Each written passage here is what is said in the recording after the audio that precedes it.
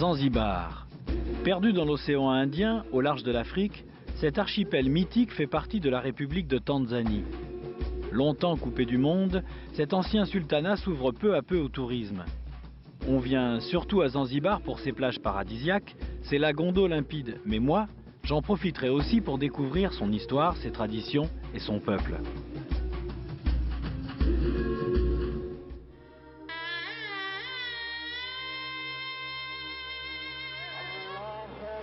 Les habitants de Zanzibar, les Zanzibarites, sont musulmans, religion apportée au 7e siècle par des commerçants venus d'Arabie et de Perse. Ils donnèrent son nom à l'île, Zinjelbar, qui signifie terre des Noirs. Puis d'autres peuples arrivèrent ici, portugais, omanais, indiens, maasai.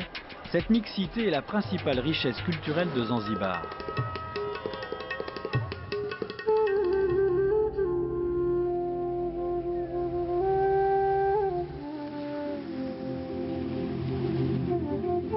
Bien qu'il y ait un aéroport, c'est par la mer que j'arrive à Zanzibar, comme le firent jadis les Arabes, les Perses et les explorateurs britanniques du siècle dernier. De Dar es Salaam, la capitale tanzanienne, comptez environ 1h30 de bateau pour rejoindre Zanzibar Town. L'idéal, c'est d'être attendu. Encore faut-il reconnaître son guide au milieu de la foule présente à chaque arrivée. Hello, how are you? Fine. How is doing? You are Karim? Karim? Karim, the one with the radio and stereo. Farouk Karim. Karim? Ouais, bonjour, ça va? Bonjour, il y avait un... Papassi? Les papassi? Monsieur, c'est un papassi? Oui, c'est ça, c'est comme on les appelle en Swahili. Et leur papassi, ça veut dire quoi? Ça veut dire les gens qui collent sur les autres, en fait, parasites. S'ils prennent les gens, ils les amènent à leur patron des hôtels, il se fait payer. Ah d'accord, un rabatteur, c'est un rabatteur, oui, il voulait me... D'accord. Exactement.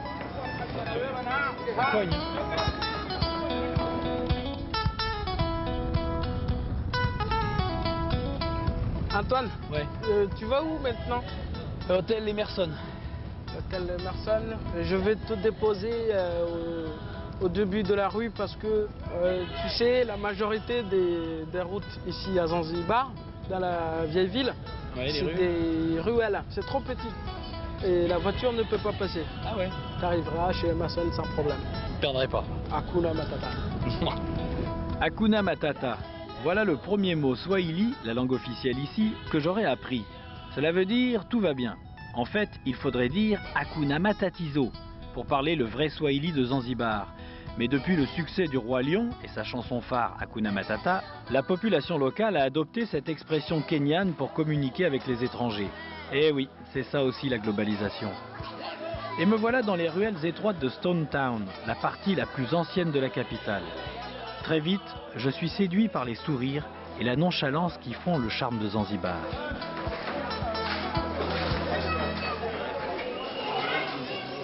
Ah, voilà l'hôtel. Hello, my name is Antoine. Bonjour, j'ai réservé une chambre. Yes. Bonjour. Hello.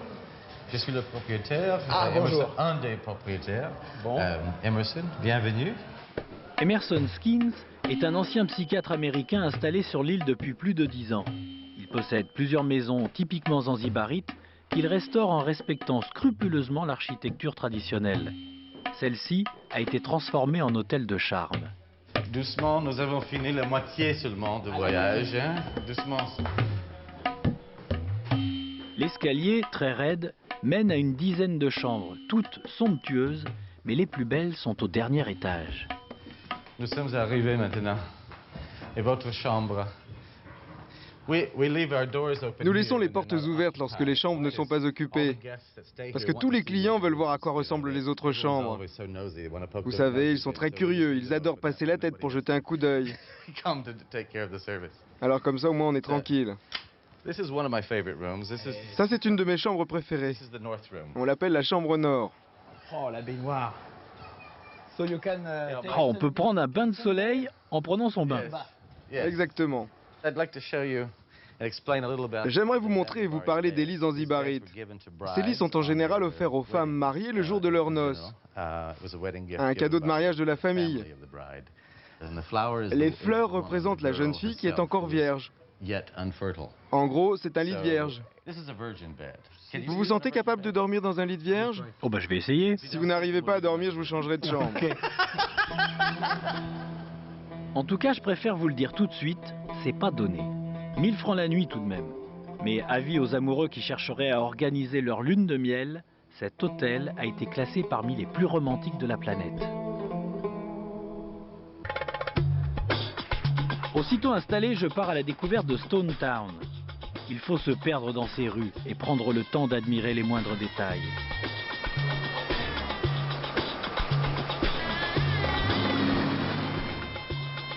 Le hasard de la promenade me conduit au palais du peuple, ancien palais des sultans. Au XIXe siècle, Zanzibar devient un protectorat britannique. Je découvre la maison où l'explorateur David Livingstone préparait ses fameuses expéditions sur le continent noir. À la révolution de 1964, Zanzibar plonge dans l'ère du communisme. Les maisons sont nationalisées, raison pour laquelle elles sont aujourd'hui en si mauvais état. Mais depuis 1985, la ville a été classée parmi les sites historiques mondiaux à protéger en priorité. En attendant l'aide financière de l'UNESCO, une opération de privatisation a permis de freiner sa décrépitude et de réhabiliter certaines demeures.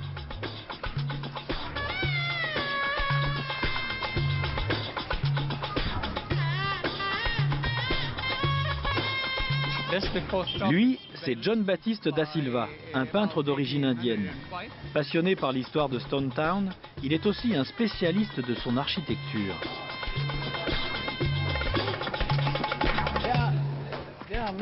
Il y a pas mal de balcons hein, ici. Ça, c'est l'église catholique construite par les missionnaires français. Ah oui, quand? L'église fut construite vers 1898. C'est en fait une réplique de la basilique de Marseille, Notre-Dame de la Garde. À Marseille. Oui, Marseille. C'est le même architecte, Monsieur Béranger, qui a construit les deux églises. Ça fait bizarre de voir ça ici. Hein. Ouh, belle porte. Mais John, ce qu'il aime par-dessus tout, ce sont les portes. Ces portes en bois immenses, solides et souvent merveilleusement ouvragées. Leur fonction, être à l'image du rang social qu'occupaient jadis les riches et puissants marchands arabes.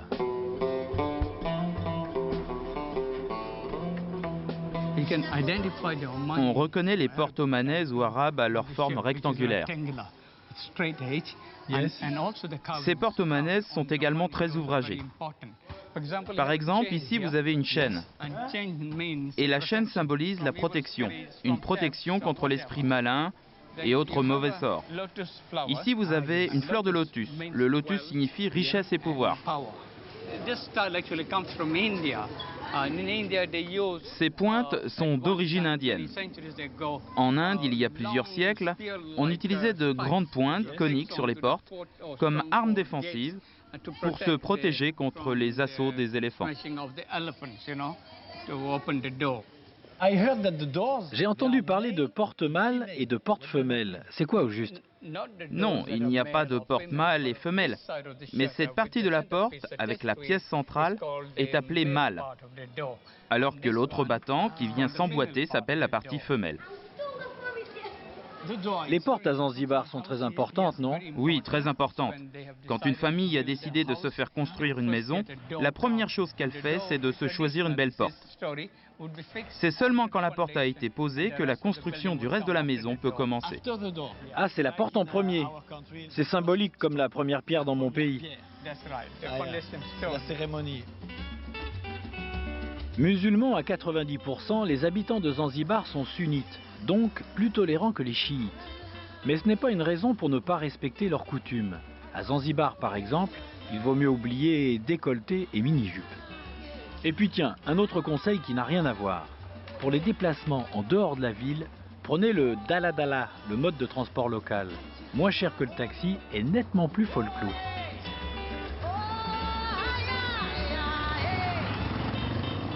Ma promenade m'a donné une faim de loup. Je tombe sur un restaurant français spécialisé dans le poisson et la cigale de mer. Daniel, le patron, est alsacien. Il a tout plaqué pour faire le tour du monde à la voile, avant d'échouer à Zanzibar. Il me propose un assortiment de spécialités maison pour moins de 100 francs. Monsieur, voilà le fisherman plate. Non, c'est pas mal. En fait, il y a de la langouste, il y a du crabe, il y a des gambas, il y a du calamar, des frites, du riz si tu veux, tout ça c'est possible. Tout ça, on trouve ça ici. Tout ça, on trouve ça ici et bien sûr, il faut aller au marché très tôt le matin. Moi, j'irais bien voir ça. Alors, ça, c'est fort possible. Demain matin, Ouais. lève tôt, 5h30, vous me donnez les contacts, je viens vous chercher et puis... Bon, bah ça va refroidir. Voilà, j'ai un bon appétit. Merci. Et il y a la mayonnaise qui va venir. Ah oui. Mayonnaise, garlic sauce, allez voilà. Alors demain matin, comme prévu, 5h30, avec plaisir. Ça va être dur. Le port de Malindi, au nord de Stone Town, vous donnera un aperçu de ce que fut cette plaque tournante du commerce de l'océan Indien. La traite des esclaves, et plus tard l'ivoire et les épices, ont fait la fortune des négociants arabes, des sultans omanais et des colons portugais et britanniques. Le port a conservé une atmosphère digne des romans d'aventure de Henri de Montfred.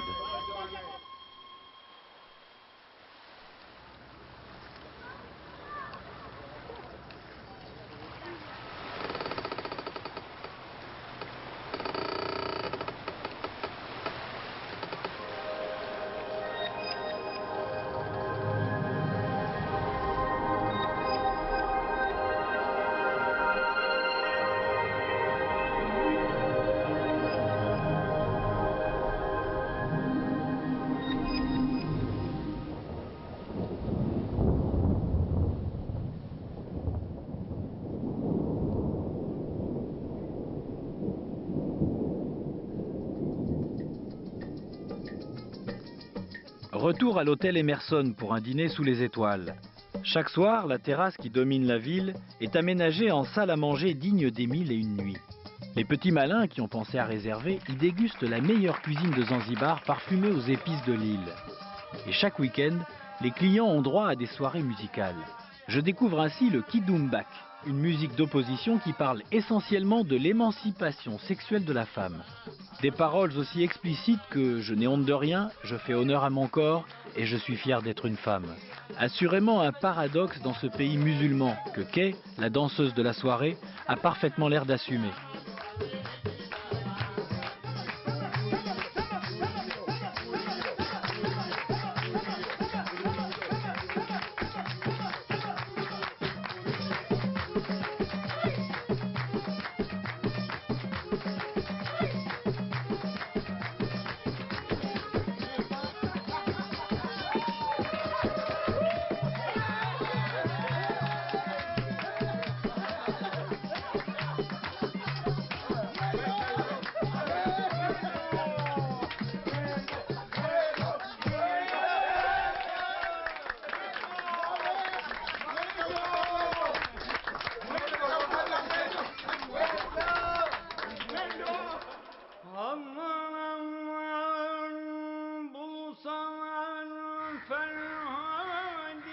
Après l'appel à la prière du matin, les boutres rentrent au port de Malindi.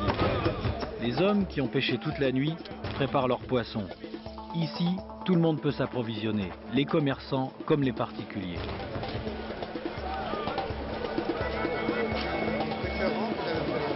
Je retrouve Daniel qui vient faire son marché comme chaque matin.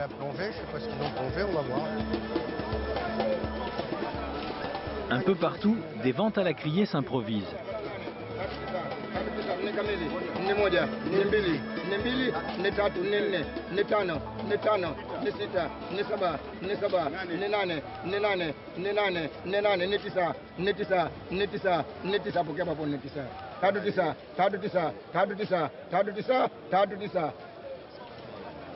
Pakakesho bilitatu, bilitatu, bilitatu, bilitatu. Na pakakesho nini? C'est le pêcheur, c'est lui-même qui vend son... Non, le pêcheur il amène et lui il vend aux enchères. C'est un commissaire-priseur. Voilà. Il fait que ça. Il fait que ça.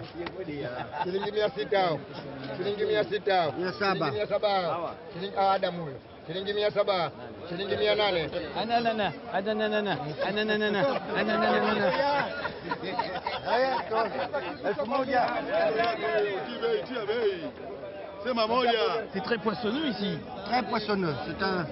Pourquoi il n'y a pas de pêche industrielle? Il n'y a que de la pêche locale. Le gouvernement a été suffisamment intelligent pour refuser la pêche industrielle. Parce que Pour continuer à nourrir la population. Parce que si tu nourris pas la population, tu as la révolution. Moi j'ai acheté cette langouste, mais c'est dommage. Elle est pleine d'œufs. Je l'ai payé 12 000 shillings, ce qui équivaut à peu près à 120 francs. Et elle fait 2 kilos. on en manque ici ou pas? Actuellement, il y en a encore pas mal.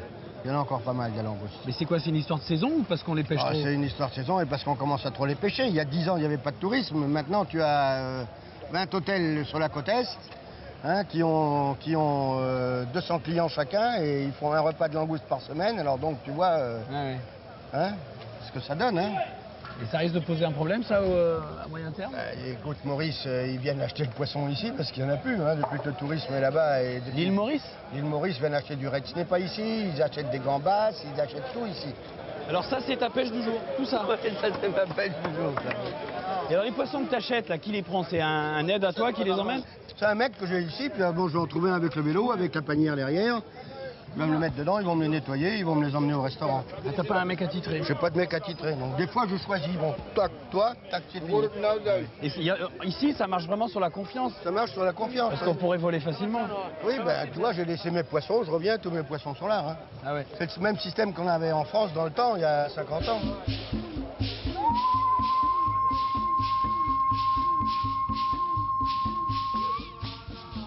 Daniel m'a conseillé d'aller au village de Nonwi, au nord de l'île.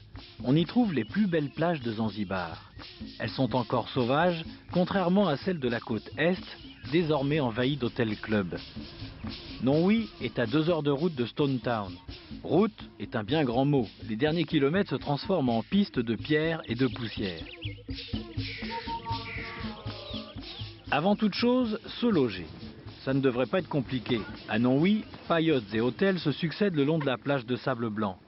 À coup sûr, tous les budgets y trouvent leur compte, avec partout la même vue sur l'océan turquoise. Hello. Vous avez des chambres? Oui, nous avons des chambres.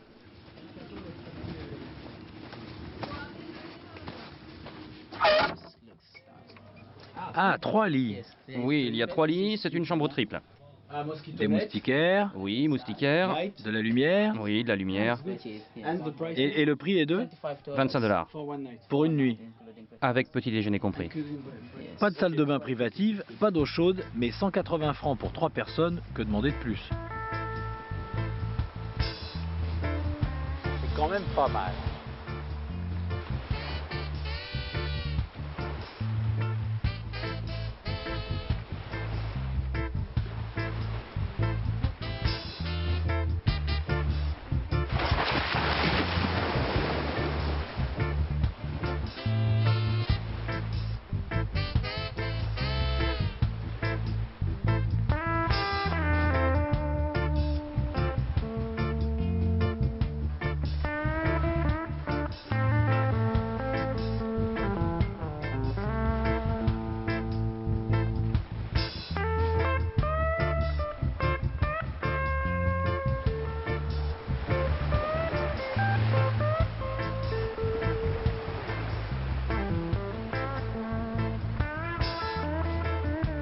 Pour ceux que le farniente finit par ennuyer, une solution, la plongée sous-marine. Ok, donc nous allons aller à Umbanga.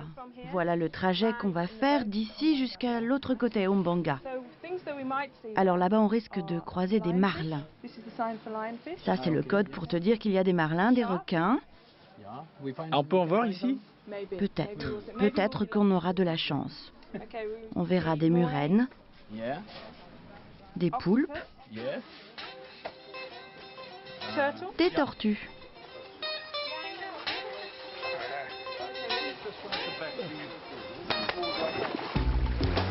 Avec une trentaine de sites, Nonwi est un paradis pour les plongeurs. Tout est prévu, du stage d'initiation à la plongée de nuit.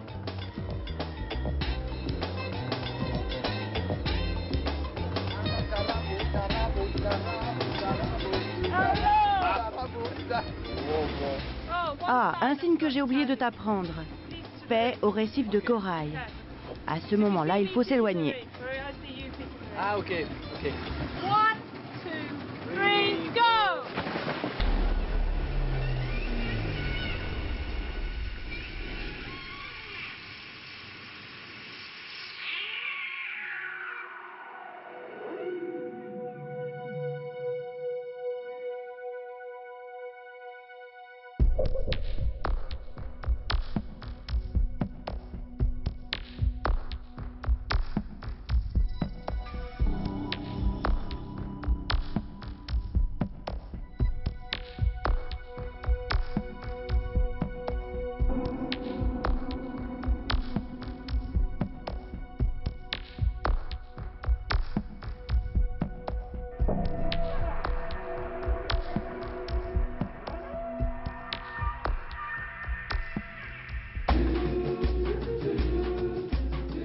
Pendant des siècles, l'exportation des épices a été la ressource principale de l'île. Mais depuis le milieu des années 80, le tourisme est passé en tête. Comment marier les deux sources de revenus les plus importantes de Zanzibar? Réponse, le Spice Tour, traduisez la tournée des épices. À un quart d'heure de Stone Town, les touristes viennent découvrir les saveurs des tropiques.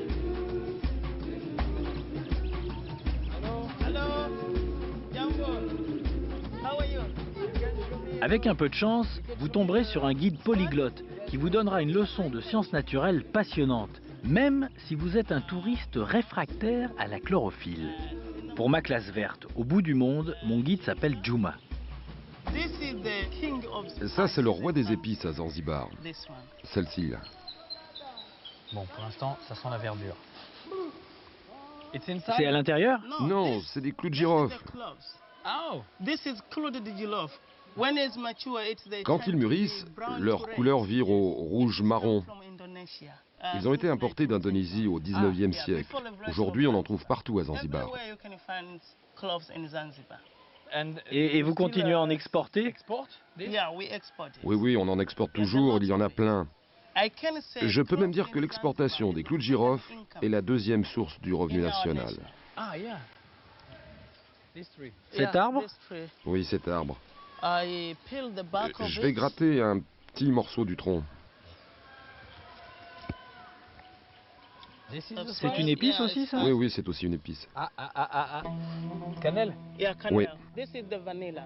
De la vanille. Ça, c'est du curry. La plante de curry.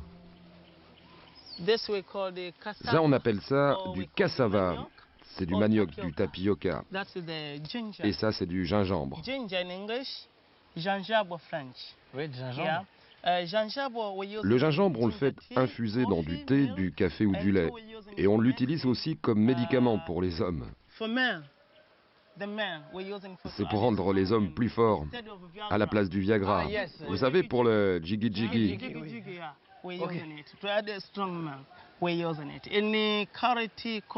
Vous en faites infuser dans du thé, du café ou du lait. Vous en buvez 2 tasses. Et là, je peux te dire que ta femme, elle va pleurer.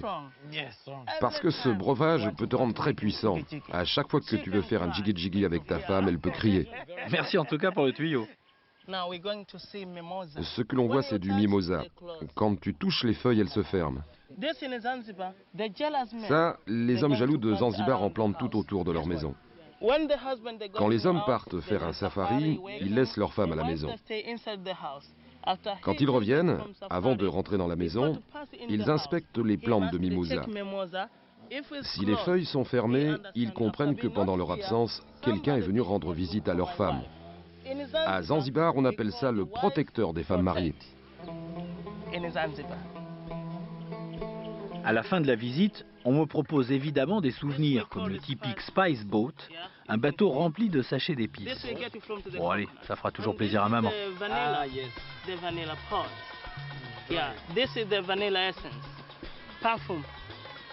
Sasambo. Ouais, ça sent Yeah, bon. Ok. we're using it. Thank you. Asante sana. Thank you very much. Et merci. Merci beaucoup. Kwaheri.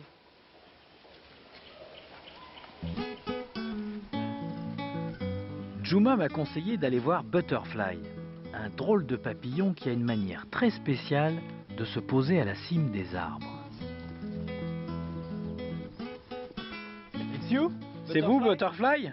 Ouais. C'est vous qui grimpez aux arbres? Ouais. Yes. Vous pouvez grimper sur celui-ci? You ready? Vous êtes prêts? Oh bah moi oui. Ah, j'y crois pas.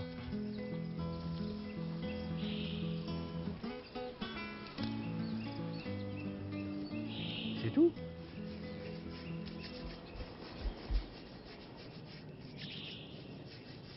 Ready? Prêt?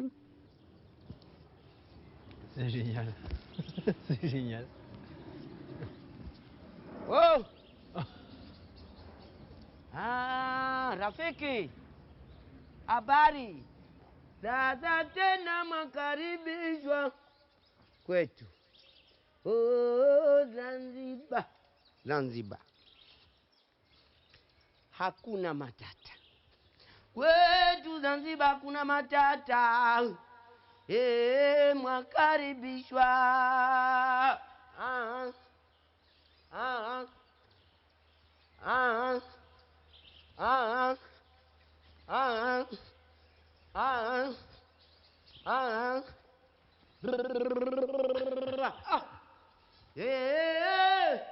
Kwetu Zanzibar kuna matata, kuna matata. Karibuni tena na kwetu tena sasa. Oh, Zanzibar. Welcome again sasa. Njoni tena. Hakuna tena na matata. Karibuni, karibuni, karibuni. Welcome again. Ya bwana. Mzungu.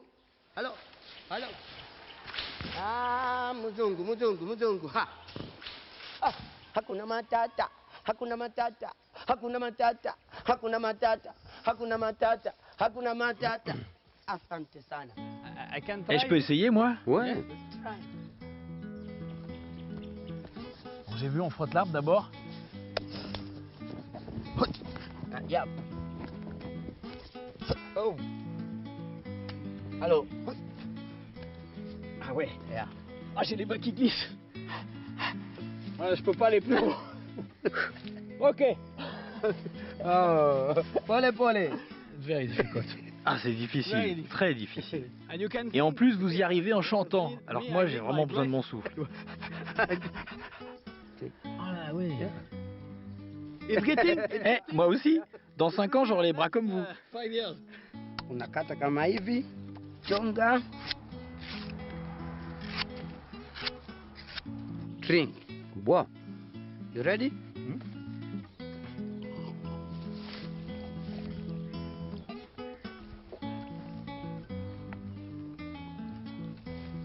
Finish. C'est fini. C'est ce que je regrette.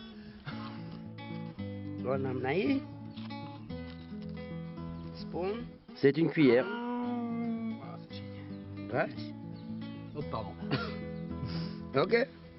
Coconut every day. Je mange des noix de coco tous les jours. C'est très très bon. Je continue mon tour de l'île, direction le sud-est.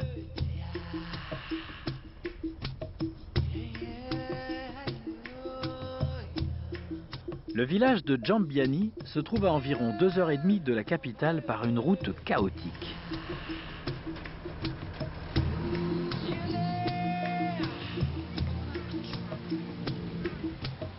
Au bord d'une plage vierge qui s'étend sur 3 km, ce village typiquement zanzibarite en terre et en pierre de corail est l'un des mieux préservés de l'île.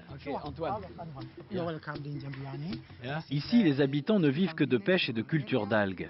Alors, Cassim propose des visites dites écologiques aux voyageurs de passage. Prix de cet écotour, 35 francs par personne qui sont ensuite redistribués à la communauté. Ça vous dirait de voir notre médecin herboriste? Ouais. Ok, je vais vous amener chez lui. C'est quoi un médecin herboriste? C'est un docteur qui pratique la médecine traditionnelle. Il soigne les gens de la communauté. C'est le médecin du village, quoi. Voilà, c'est ça. Et là, c'est son cabinet. Vous êtes le bienvenu. Mes chaussures. Voilà, lui c'est Monsieur Suleiman.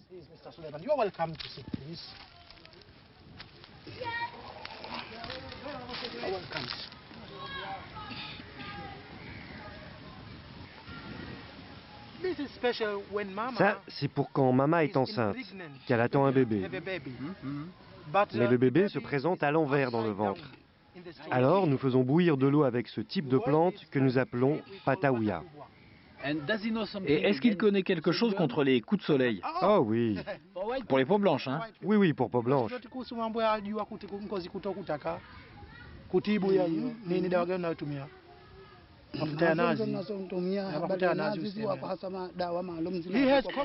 Il a de l'huile de noix de coco, une huile spéciale de noix de coco. Ouh, là j'ai peut-être fait une erreur.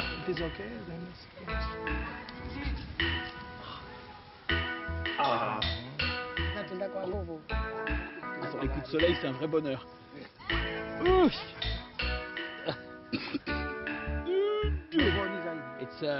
C'est musclé comme traitement, non?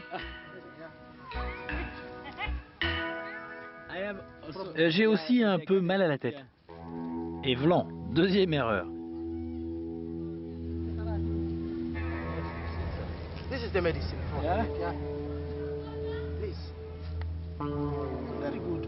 C'est très efficace comme médicament.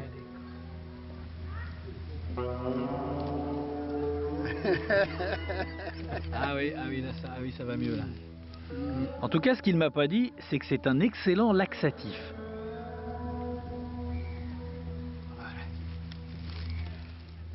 Ah, ça va mieux.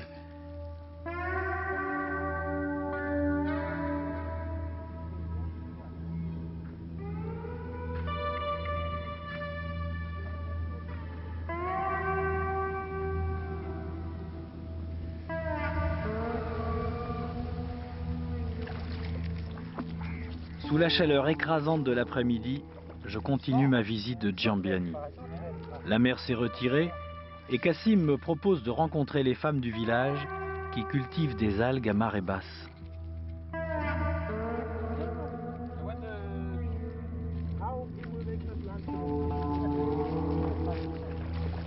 La culture d'algues est assez récente à Zanzibar.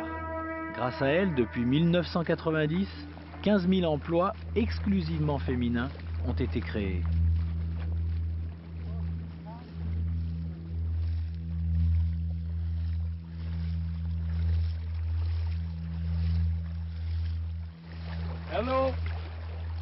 Bonjour, comment ça va? Le travail avance, ça se passe bien? Alors voilà comment on cultive les algues. C'est comme ça que se passe la récolte. Vous voyez? Alors là, elles récoltent les algues et les mettent dans des sacs. Puis elles amènent les algues sur la plage pour les faire sécher au soleil. Là, elles ont bientôt terminé la récolte. Normalement, nous vendons les algues directement à la compagnie locale qui les exporte ensuite aux pays étrangers. Nous avons entendu dire qu'ils s'en servent dans l'industrie textile pour teindre les vêtements, dans l'industrie pharmaceutique également. Et il paraît même qu'au Japon, ils les mangent et que ça coûte très cher. Ces algues-là, vraiment? Oui. Nous vendons le kilo entre 1,20 franc et 1,50 franc.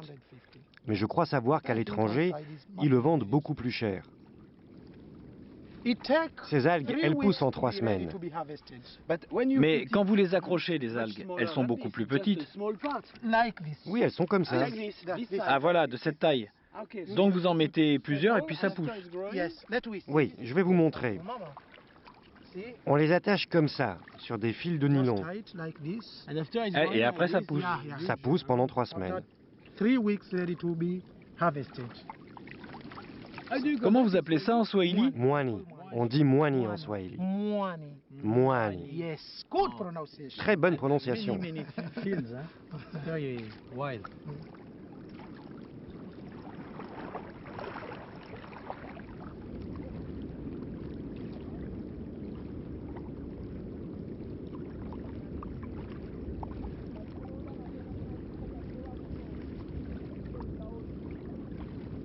Sur la route du retour, je m'arrête au centre de l'île. Le parc de Jozani, qui fait 25 km², abrite la dernière forêt primaire de Zanzibar. Thabit Massoud, qui travaille au département des forêts, me guide à la recherche de curieux singes, les colobes à queue rouge. Les colobes vivent dans les amandiers et les manguiers, mais on ne trouve qu'une seule famille par arbre. Sinon, la cohabitation tourne vite à la baston. Attention d'ailleurs à ne pas les approcher de trop près. Quand ils ont peur, ils vous font carrément pipi dessus. Il reste combien de singes sur l'île de Zanzibar? D'après notre dernier recensement de 1998, il reste à peu près 2400 colobes à queue rouge. Ils sont presque tous dans la forêt de Jozani.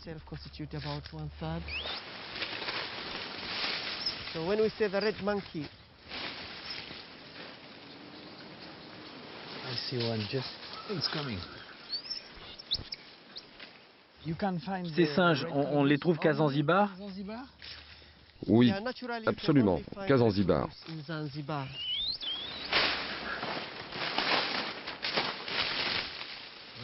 Oui, bah oui.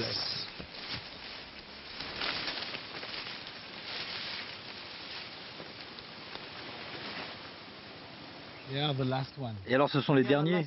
Ce sont les survivants en fait. Cette espèce de primate est considérée comme étant l'une des plus rares d'Afrique. Nous préférons que les visiteurs respectent une distance d'au moins 5 mètres par rapport aux singes.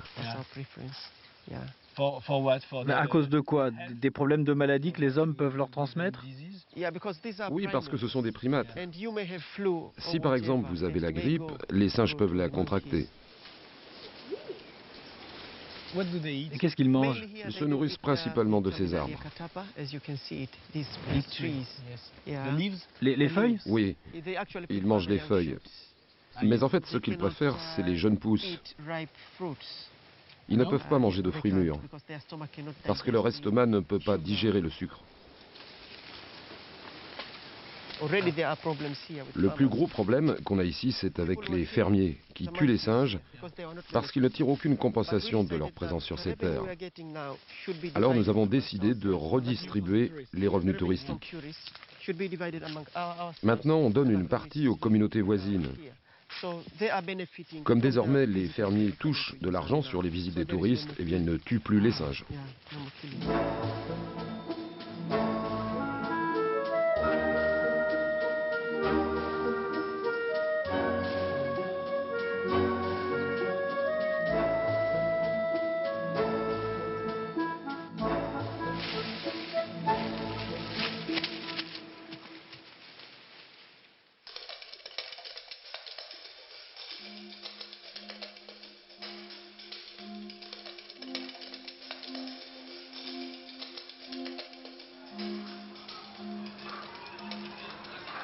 De retour à Stone Town, je retrouve Karim. Il m'emmène visiter l'église anglicane, symbole de la lutte contre l'esclavagisme. Un pèlerinage émouvant, obligatoire quand on s'intéresse à l'histoire de Zanzibar. Cette église fut construite pour demander pardon à Dieu. Pardon pour l'abominable péché que fut la traite des Noirs. C'est à la demande de l'explorateur David Livingstone que les missionnaires anglais débarquèrent sur l'île en 1861 pour mettre fin à cette cruelle pratique. L'abolition officielle eut lieu quelques années plus tard.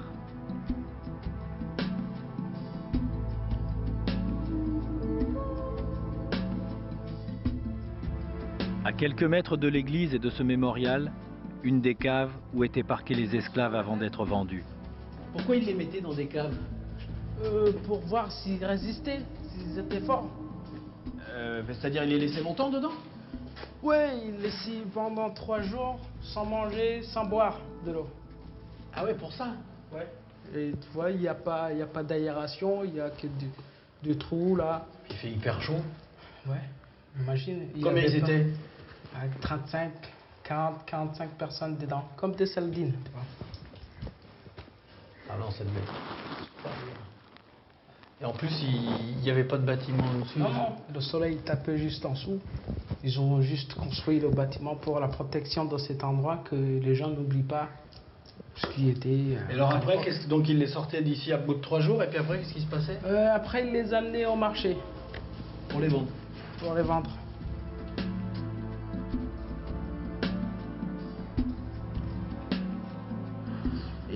Mais le rapport entre l'église et les esclaves alors? Cette église est sur la place où il y avait le marché des esclaves. il y avait un grand arbre. Un grand arbre? Oui. Oui. Où ils les accrochaient. Après, ils les fouettaient juste pour voir s'ils résistaient. Celui qui était faible, le prix était en bas. Et celui qui résistait, le prix était en valeur. Ou soit C'était pour donner la valeur des esclaves, ouais. Ceux qui ne pleuraient pas? Les vendaient en faisant la criée. Ça s'est arrêté quand l'esclavage ici à Zanzibar? Définitivement, l'esclavage s'est aboli en 1907. Ça veut dire que ça fait même pas 100 ans. Ouais. Dis donc.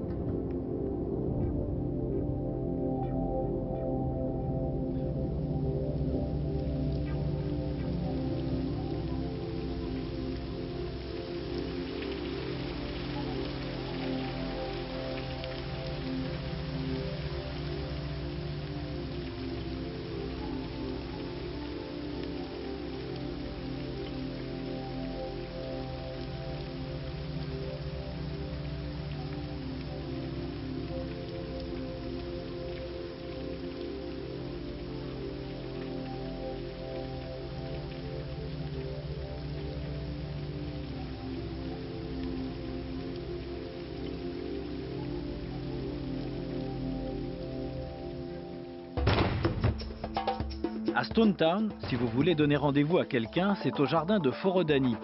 Situé face à la mer, juste devant la Maison des Merveilles, l'endroit est connu de tous. Qu'il soit d'origine indienne, arabe ou africaine, homme ou femme, jeune ou vieux, c'est ici que les habitants de Stone Town viennent en fin de journée pour boire un soda, discuter ou tout simplement se rafraîchir.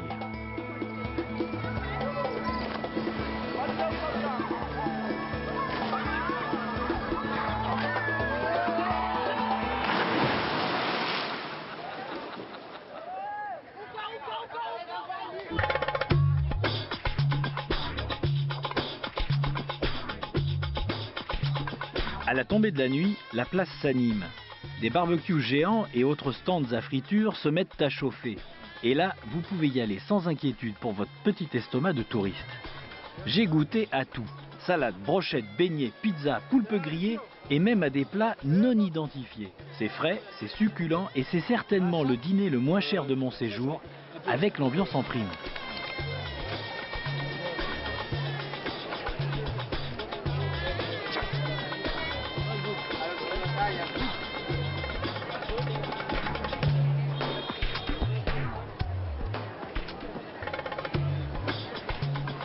Peut-être serez-vous tenté, comme moi, de ramener un petit souvenir de votre voyage. Là, en revanche, c'est plus cher. La majorité de la marchandise vient du Kenya, donc forcément on paye aussi les frais de transport. Alors, n'hésitez pas à marchander, de toute façon ça fait partie du jeu. 5,500. Ok. Thank you.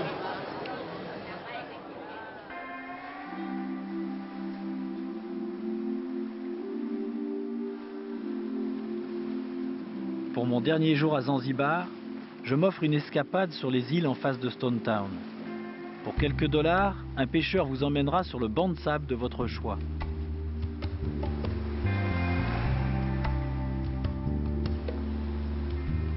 Non, ce n'est pas un mirage. Tel Robinson Crusoe, me voilà seul sur mon île, jusqu'à la prochaine marée haute.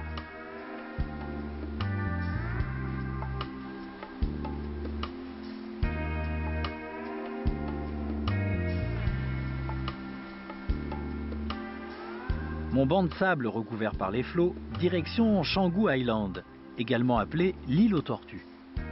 Ces tortues sont les plus grosses du monde après celles des Galapagos.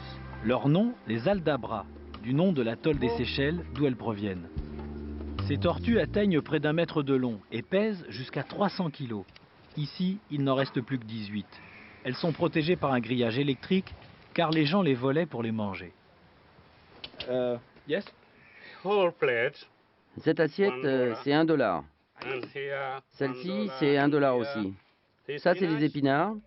Ça, c'est des bananes. Ok. $1. Merci. Voilà. Oh bah.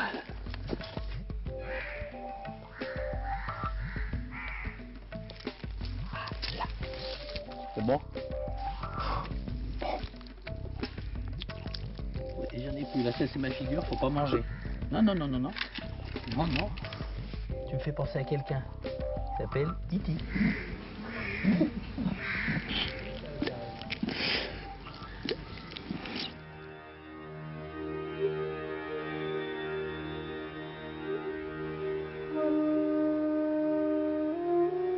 De retour au port, j'attends un autre bateau, celui qui me ramènera sur le continent. Je vais quitter Zanzibar.